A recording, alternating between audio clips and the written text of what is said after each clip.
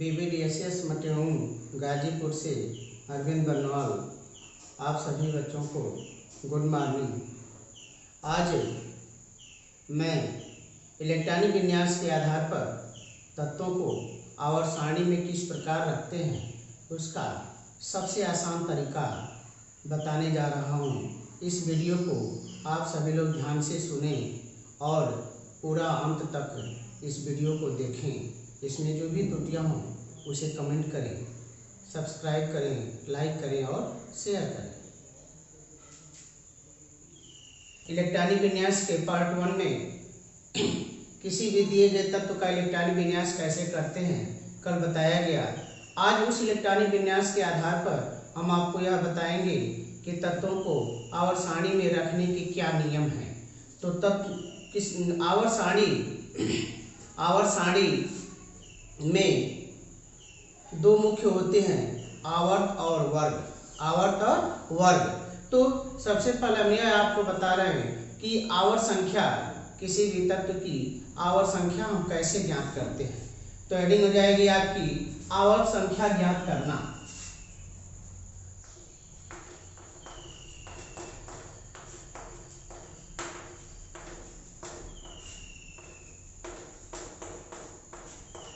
आवर्त संख्या ज्ञात करना। तो आवर्त संख्या ज्ञात करने के लिए नियम है, किसी भी तत्व के इलेक्ट्रॉनिक विन्यास में जो सबसे बड़ी मुख्य क्वांटम संख्या होती है उसे उस तत्व की हम आवर्त संख्या कहते हैं।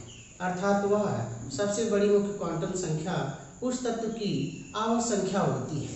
जैसे मान लेते हैं सोडियम का परमाणु क्रमांक 11, इलेक्ट्रॉनिक विन्यास 1s2 2s2 2p6 3s1। इसका इलेक्ट्रॉनिक विन्यास हो गया 2 8 1। अब इसकी सबसे बड़ी मुख्य क्वांटम संख्या 3 है। तो जब सबसे बड़ी मुख्य क्वांटम संख्या 3 है तो हम कह सकते हैं कि सोडियम आवर्त सारणी में तीसरे आवर्त में होगा, अर्थात सोडियम तीसरे आवर्त का तत्व है। इसी प्रकार यदि जैसे मानते हैं कैल्शियम परमाणु क्रमांक 20 1s2 2s2 2p6 3s2 3p6 4s2 2 2 4 6 10 2 12 6 18 2 20। तो यह हो जाएगा 2 8 8 2। यह इलेक्ट्रॉनिक विन्यास इसका होगा क्योंकि इसकी सबसे बड़ी मुख्य क्वांटम संख्या 4 है। अतः हम कह सकते हैं कि कैल्शियम आवर्त सारणी के चौथे आवर्त में होगा, अर्थात कैल्शियम की आवर्त संख्या 4 होगी। इस प्रकार यदि क्रोमियम Cr गेट बराबर 24 का इलेक्ट्रॉनिक विन्यास करें 1s2 2s2 2p6 3s2 3p6 4s1 3d5 2 2 6 8 2 6 8 5 13 1। चूंकि क्रोमियम में सबसे बड़ी मुख्य क्वांटम संख्या 4 है, क्रोमियम के इलेक्ट्रॉनिक विन्यास में सबसे बड़ी मुख्य क्वांटम संख्या 4 प्राप्त होती है। अतः हम कह सकते हैं कि क्रोमियम आवर्त सारणी के चौथे आवर्त में होगा। तो यह हमारा है आवर्त संख्या ज्ञात करने के लिए। तो नियम आवर्त संख्या ज्ञात करने के लिए कि किसी भी तत्व के इलेक्ट्रॉनिक विन्यास में जो सबसे बड़ी मुख्य क्वांटम संख्या प्राप्त होती है वही उस तत्व की आवर्त संख्या कहलाती है। इसको हम निम्न प्रकार परिभाषा इसकी लिख सकते हैं।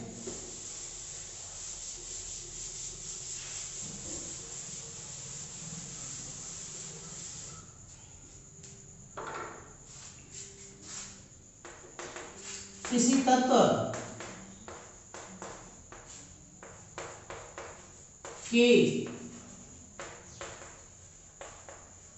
इलेक्ट्रॉनिक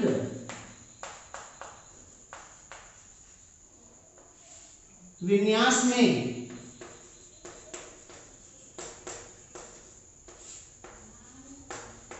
में प्राप्त अधिकतम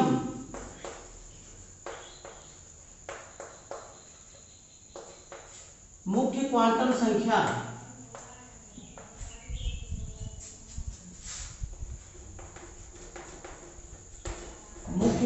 संख्या तत्व की आवर्त संख्या कहलाती है।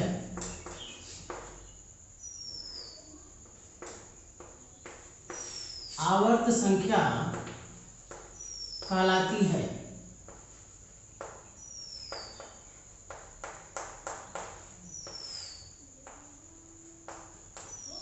तो ये हो गया हमारा किसी तत्व की आवर्त संख्या ज्ञात करने के लिए नियम। अब उसके बाद तत्व की वर्ग संख्या ज्ञात करने के लिए नियम।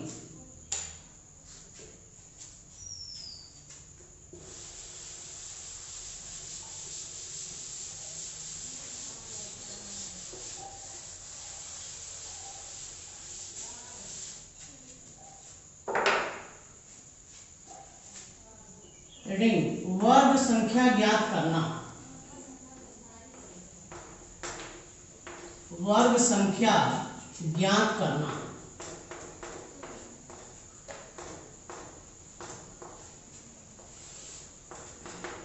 इसका पहला नियम, जब किसी तत्व की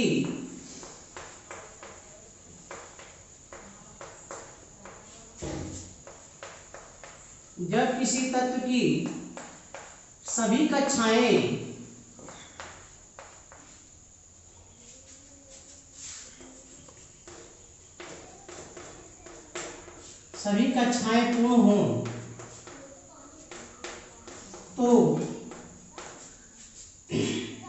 उसकी वर्ग संख्या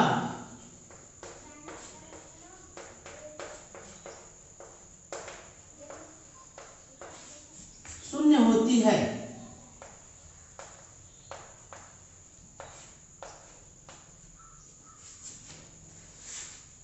उसकी वर्ग संख्या शून्य होती है।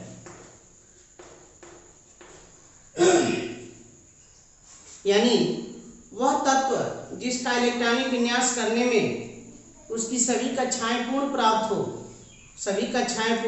हो, तो उस परिस्थिति में उस तत्व की वर्ग संख्या शून्य होती है। जैसे हीलियम, नियॉन, आर्गन, जितने भी अक्रिय गैस हैं, इनकी सभी कक्षाएं पूर्ण होती हैं, तो ये सभी अक्रिय गैस तत्व सदैव आवर्त सारणी में वर्ग संख्या शून्य में रखे जाते हैं। अब उसके बाद दूसरा नियम, जब किसी तत्व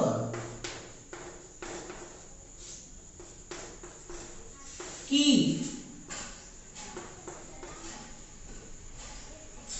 केवल सबसे बाहरी कक्षा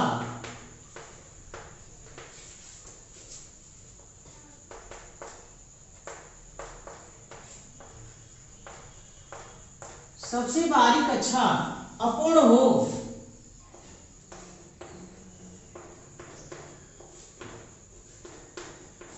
तो उस तत्व की वर्ग संख्या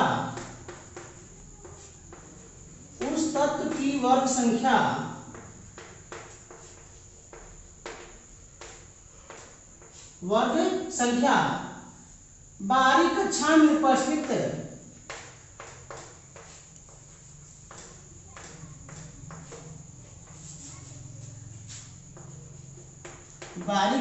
उपस्थित इलेक्ट्रॉनों की संख्या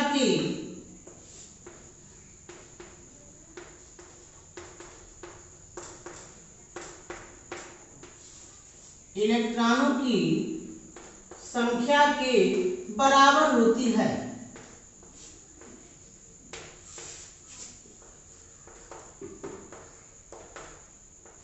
बराबर होती है।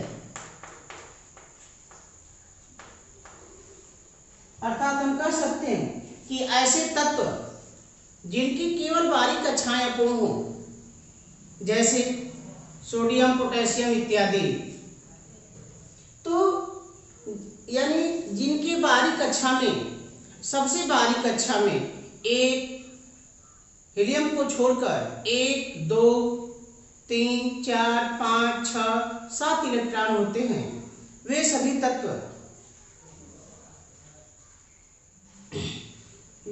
तत्व जिनके बारीक कक्षा में जितने इलेक्ट्रॉन हो, आवर्त सारणी के उस वर्ग में रखे जाते हैं। अब तीसरा नियम, जब किसी तत्व की दो बाहरी कक्षाएं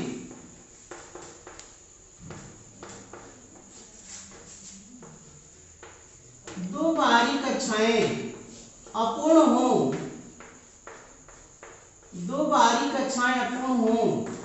तो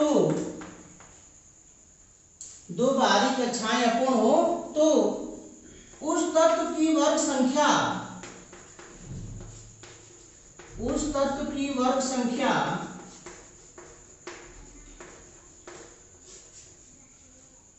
दोनों कक्षाओं में उपस्थित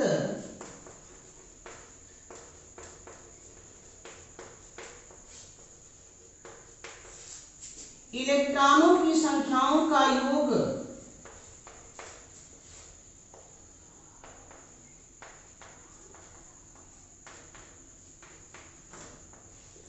उपस्थित इलेक्ट्रॉनों की संख्याओं का योग व 8 के अंतर के बराबर होती है।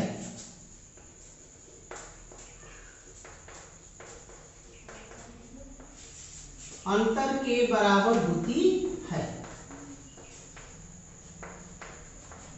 जैसे यदि कोई ऐसा तत्व जिसकी दो बाहरी कक्षाएं अपूर्ण हो, तो जैसे स्कैंडियम का परमाणु क्रमांक 21, इसकी बाहरी दो कक्षाएं अपूर्ण होती हैं, तो इनके बाहरी दो कक्षाओं में उपस्थित इलेक्ट्रॉनों की संख्याओं का योग -8। जैसे मान लेते हैं कि यदि कोई ऐसा तत्व जिसकी दो बाहरी कक्षाएं अपूर्ण हो और उन दोनों बाहरी कक्षाओं में उपस्थित इलेक्ट्रॉनों की संख्या 2 और 9 हो, तो 9 और 2 हम दोनों जोड़ देंगे, तो 9 और 2 11। अब 11 में से हम 8 घटाएंगे, तो 8 घटाने पर हमें मान 3 प्राप्त होगा। यानी हम कह सकते हैं कि वह तत्व जिसके बाहरी कक्षा में दो बाहरी कक्षाओं में क्रमशः 9 और 2 इलेक्ट्रॉन थे, उस तत्व की वर्ग संख्या 3 होगी। इस प्रकार हम अन्य सभी तत्व जिनके दो बाहरी कक्षाएं अपूर्ण होती हैं, उन दोनों बाहरी कक्षाओं में उपस्थित इलेक्ट्रॉनों की संख्याओं का योग में से 8 घटा करके उसकी वर्ग संख्या प्राप्त करते हैं। परंतु यदि ऐसी परिस्थिति कि दोनों बाहरी कक्षाओं में उपस्थित इलेक्ट्रॉनों की संख्याओं के योग में से 8 घटाने पर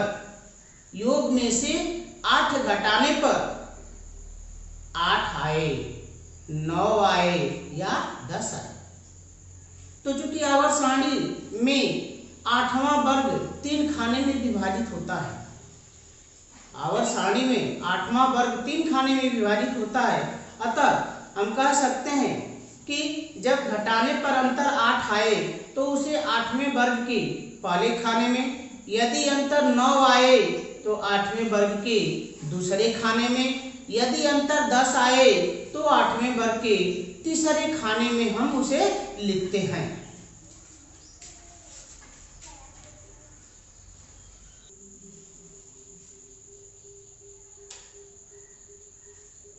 यदि यह अंतर 8, 9, 10 आए तो उसे 8वें वर्ग के क्रमशः पहले, दूसरे और तीसरे खाने में लिखते हैं। अब उसके बाद अगला नियम कि यदि किसी तत्व की 3 बाहरी कक्षाएं अपूर्ण हों, यदि किसी तत्व की 3 बाहरी कक्षाएं अपूर्ण हों,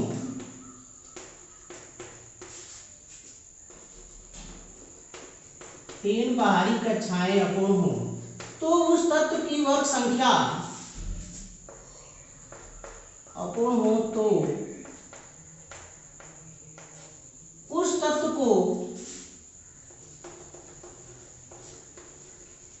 आवर्त सारणी से बाहर रखा गया है।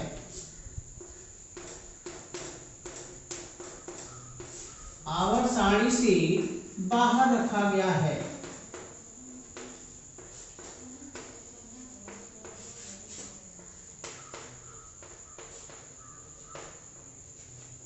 अब इसमें फर्स्ट नंबर, यदि अंतिम इलेक्ट्रॉन 4f में जाए, यदि अंतिम इलेक्ट्रॉन 4f में जाए तो उसे लैंथेनाइड श्रेणी का तत्व कहते हैं। तो उसे लैंथेनाइड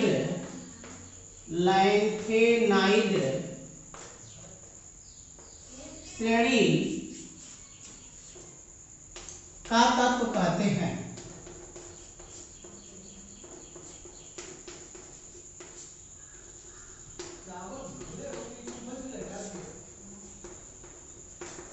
यदि सेकेंड नंबर, यदि अंतिम इलेक्ट्रॉन 5f ऑर्बिटल में जाए,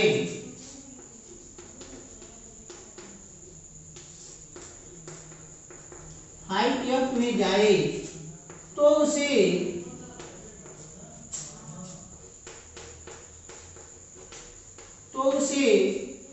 एक्टिनाइड श्रेणी का तत्व कहते हैं। तो उसे एक्टिनाइड श्रेणी का तत्व कहते हैं।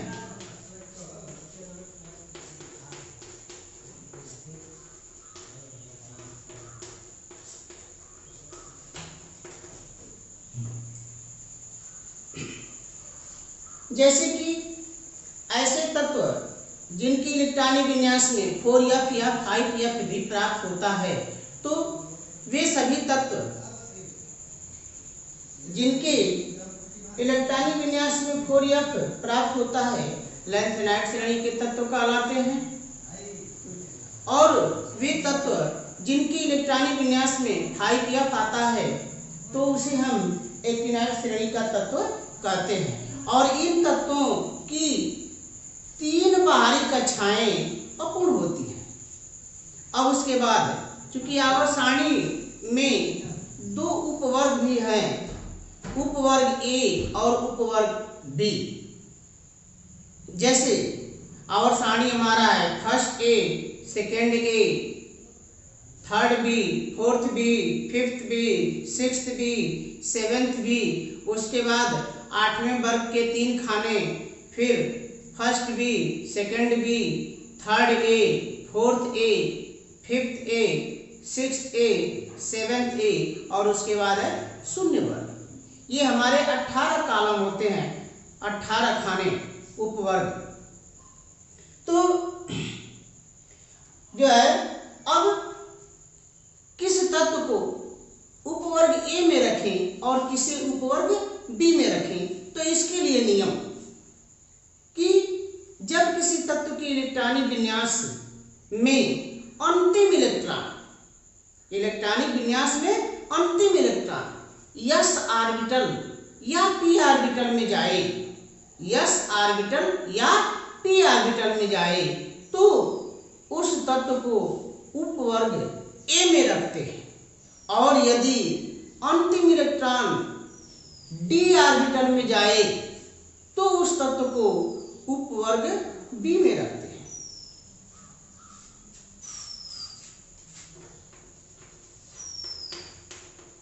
यदि अंतिम इलेक्ट्रॉन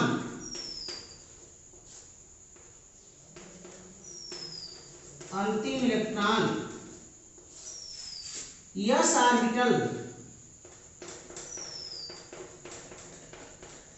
या p ऑर्बिटल में जाए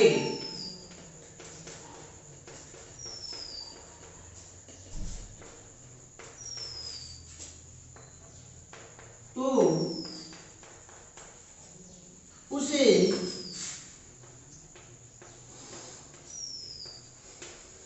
उपवर्ग ए में रखते हैं।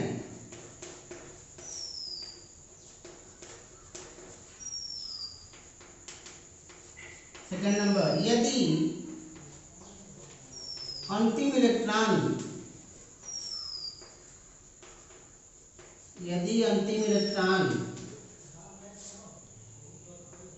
d ऑर्बिटल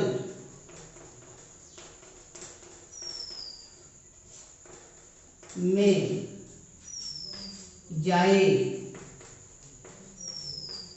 तो उसे उपवर्ग बी में रखते हैं।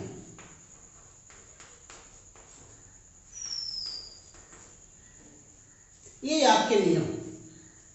अब इस नियम के आधार पर हम लोग ज्ञात करेंगे कि कोई भी तत्व किसी आवर्त सारणी में किस प्रकार, किस आवर्त और किस वर्ग में रखा जा सकता है। जैसे मान लेते हैं मैग्नीशियम Mg Z बराबर 12, इलेक्ट्रॉनिक विन्यास 1s2 2s2 2p6 3s2 2 2 6 8 2। चूंकि इसकी सबसे बड़ी मुख्य क्वांटम संख्या 3 है, अतः मैग्नीशियम की आवर्त संख्या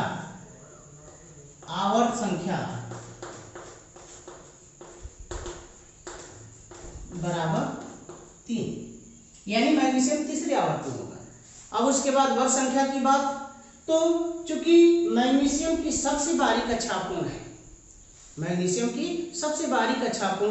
तो जब मैग्नीशियम की सबसे बारीक कक्षापूर्ण है तो नियम के अनुसार जिस तत्व की सबसे बारीक कक्षापूर्ण हो उस तत्व की वर्ग संख्या सबसे बारीक कक्षा में उपस्थित इलेक्ट्रॉनों की संख्या के बराबर होती है। यानी हम कह सकते हैं कि मैग्नीशियम की वर्ग संख्या 2 होगी। अब 2 तो सेकेंड ए होगा कि सेकेंड बी होगा, तो उसके लिए सबसे अंत में जो नियम लिखा गया फर्स्ट फिफ्थ सेकेंड में कि यदि अंतिम इलेक्ट्रॉन s ऑर्बिटल या p ऑर्बिटल में जाए तो उसकी उपवर्ग संख्या a होती है, और यदि अंतिम इलेक्ट्रॉन d ऑर्बिटल में जाए तो उसकी उपवर्ग संख्या b होती है। चूंकि मैग्नीशियम के इलेक्ट्रॉनिक विन्यास में अंतिम इलेक्ट्रॉन s ऑर्बिटल में है, अतः हम कह सकते हैं कि मैग्नीशियम की वर्ग संख्या सेकेंड ए।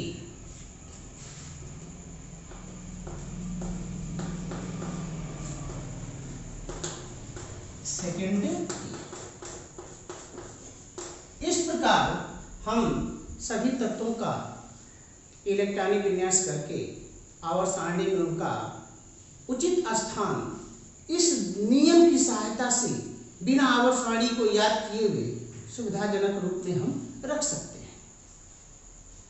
तो यह आवर्त सारणी आप सभी बच्चे जिनको नियम समझने में जहाँ से भी कोई दिक्कत महसूस हुई हो वे हमें कमेंट करें तथा हमारे इस वीडियो को सब्सक्राइब करें, लाइक करना ना भूलें और शेयर जरूर करें।